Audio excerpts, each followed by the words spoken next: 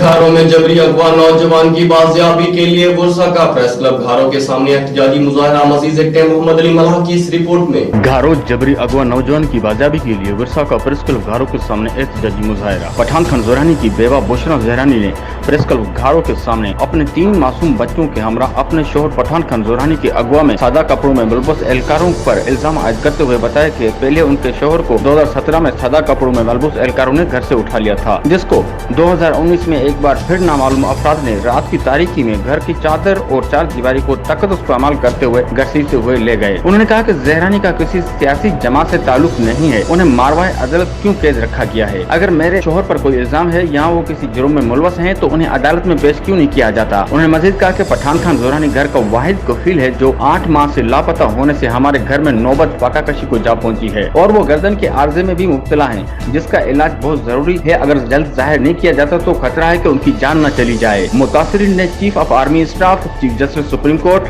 वजीर आला सिंध, IG सिंध से अपील की है कि वो पठान खान जोरानी को बाजात करार में उनकी मदद फरमाएं ताकि उनकी जिंदगी को जीने का सहारा मिल सके। कैमरा टीम के साथ मोहम्मद अली मल्लाह, राज न्यूज़ घारो।